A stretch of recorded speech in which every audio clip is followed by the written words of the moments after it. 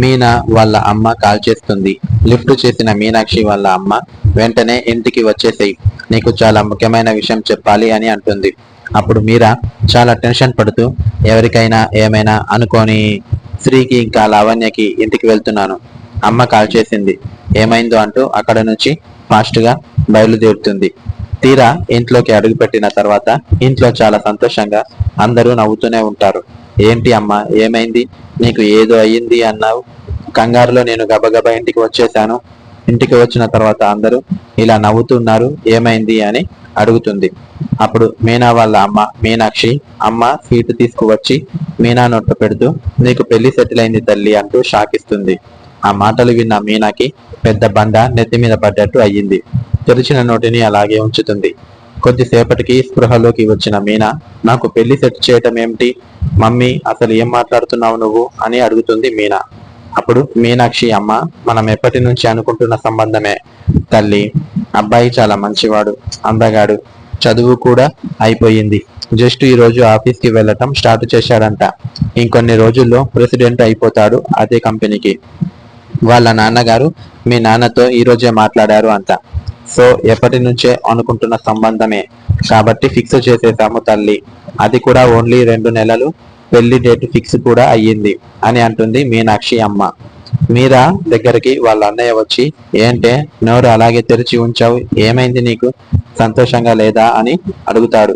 మీరా కోపంగా చూస్తూ, అమ్మా అన్నయ్య ఏం మాట్లాడుతున్నారు, అసలు మీకైనా తెలుస్తుందా, నేను ఇప్పుడు చదువుకుంటున్నాను, అయినా నా ఎగ్జామ్స్ వారం 2 రోజుల్లో ఉన్నాయి, ఈ టైంలో పెళ్ళేంటి అని అంటుంది.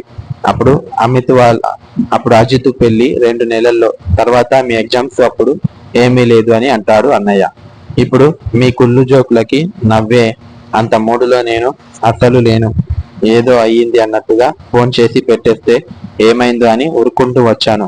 ఇక్కడికి వచ్చిన తర్వాత పెళ్ళాన్ని సడన్ షాక్లు ఇస్తారు ఏంటి అని, నా స్టడీస్ కంప్లీట్ కావాలి, నేను జాబ్ చేయాలి, నా లైఫ్ని ఒకదాని తర్వాత ఒకటి అని ప్లాన్ చేసుకున్నాను. ఇప్పుడు ఇట్లాంటివన్నీ పెట్టి నన్ను డిస్టర్బ్ చేయకండి అని అంటుంది మీరా.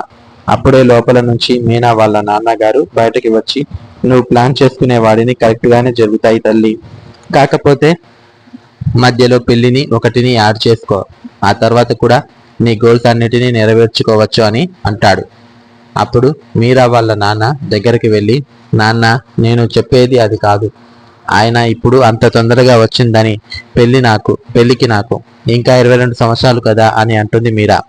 అప్పుడు మీరా వాళ్ళ నాన్నగారు, ముందు ముందు నుంచి అనుకుంటున్న సంబంధమే కదా తల్లి, ఇంకా అబ్బాయి వాళ్ళ కుటుంబంలో 23 సంవత్సరాలు నిండిన తర్వాత చనిపోతారు, అందుకే అబ్బాయికి అంత తొందరగా పెళ్లి చేయాల్సి వస్తుంది, అండ్ నేను వాళ్ళకి కూడా మాట ఇచ్చేశాను అంటూ అక్కడ నుంచి మీరే మాటలు ఏమీ వినకుండా లోపలికి వెళ్ళిపోతాడు.